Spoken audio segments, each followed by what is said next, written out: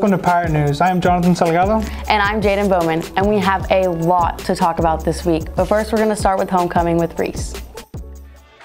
Homecoming was this October 22nd, with representatives Caitlin Sherry and John Thompson, Brenna Adams and Carlos Acevedo, Christabel Maynard and Logan Edwards, and Emily Teague and Tristan Barber. Football representatives Kendi Trewick and Jagger Dotson, Brooklyn Latham and Holden Maddox,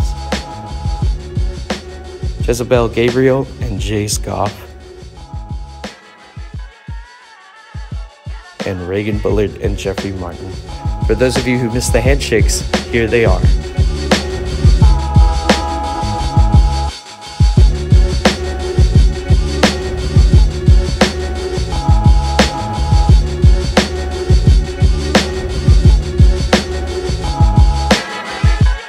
Trick or Treat So Kids Can Eat is an event that Thespians host in order to fundraise. We gather canned foods and some other items that we can hand off to people who can't afford or don't have access to food. But the idea is that we can gather the food, donate it to people so that it can benefit children in this area and families in this area. It's Tots. It is very scary to go hungry. This is the time of the year that we make this our service project. Do I hold the mic? Hi, guys. It's a lot of fun. We dress up, have a little costumes. We have a little competition between the troop. We go from house to house, knock every single door, and be like, give us your canned foods. And that's it. The Thespians will be going around doors to gather canned food on Saturday from 5 to 7. See you then. Today, we will be talking about the Aviation Class. This is a 4-year class for freshmen.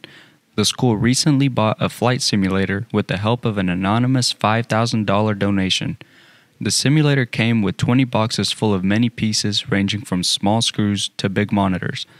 Ms. Hackler, along with her freshman class, was able to put together this amazing machine. What's amazing is that you can actually log flight hours on the simulator. We interviewed a freshman and asked them what they thought about the class. Now that y'all have this flight simulator available, would you consider getting your pilot's license? All the time. It's always been my goal in life to be a pilot, really. Can you tell us how hard it was putting this machine together? Yes. Along with the flight simulator, the class has been doing hands-on activities involving flight. The most recent activity was building and flying hot air balloons. Okay, so your group just won the hot air balloon contest. What do you think was the deciding factor? Our balloon flew the highest. What do you think gave you the advantage? We obviously followed the instructions the best. Good answer. What are you going to do now? We're going to Disney World.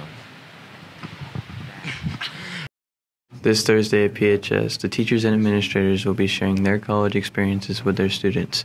Here are a few of their stories. My name is Champ Downs, and I'm here with Miss Williamson. Okay, and today we're going to ask you questions about your college experience. What college did you go to?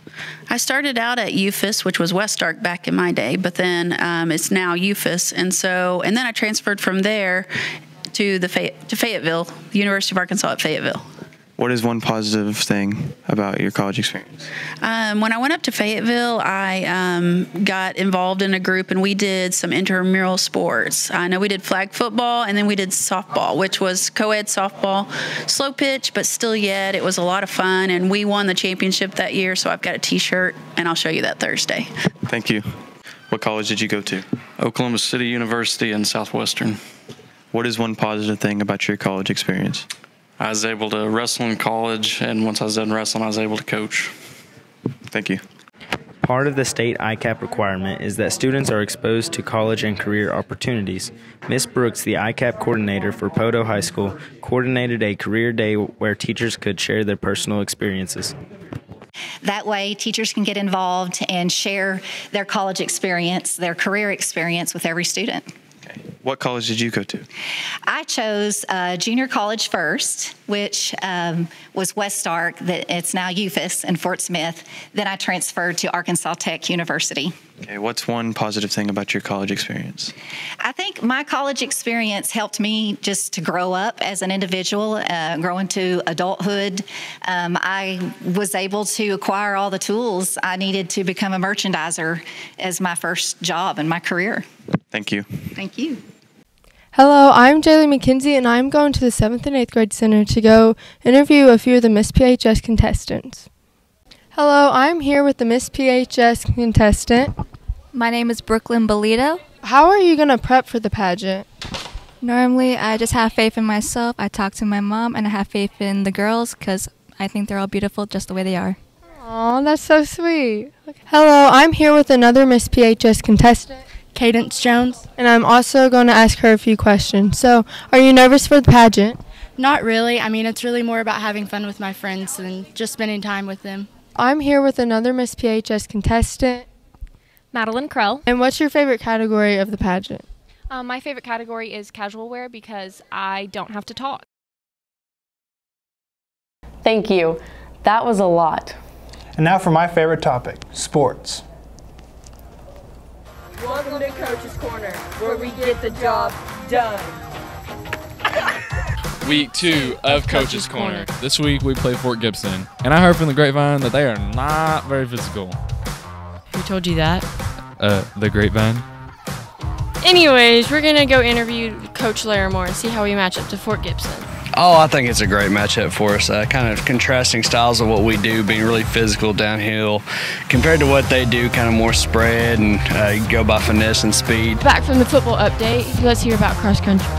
Now we're going to interview Coach Aguero and see how the cross-country team did this past weekend at regionals. Also, we're going to ask him what the difference between college coaching and high school coaching. I guess the difference is at the college level you run a little further. The men run 8K, where at high school they run 5K. The women run 5K at college, and they only run 2 miles here. So the training is a little different. So they take the top 7 teams at regionals to the state meet, and our boys were 5th, and we were probably in the toughest region. They're ranked 13th in the state right now. And really we're 3 points from being 4th, and that team's ranked 10th. So Still Snyder and Romero were both top 15. Actually, they're both top 10. The women's side, we had 2 in the top 15 as well, and they finished 4th. So we've had good showings on both sides.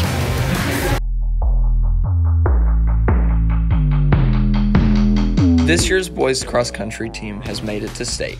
With 7 runners and 2 alternates, each member can run under 20 minutes. We talked to Andrew Riley for more info. What do you think the team's going to place in state? We have high hopes. I mean, this year is our best year.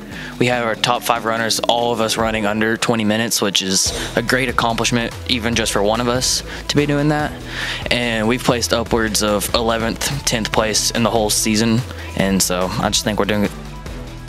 The girls cross-country team has also made it to state this year. I'm here with Zoe Nesbitt. How have you prepared for state this year? We have been training very hard this year, and we run a lot.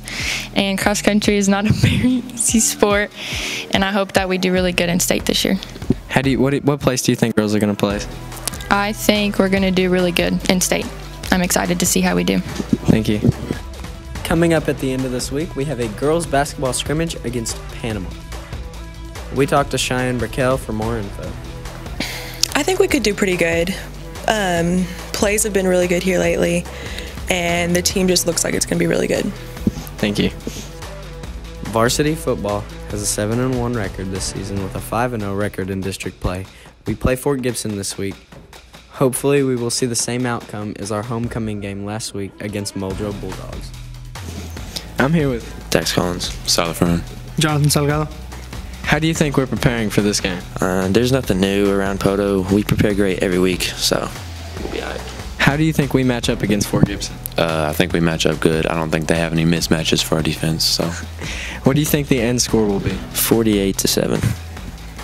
Who has the best strip on the team? I'm going to have to say Wooten. Thank you.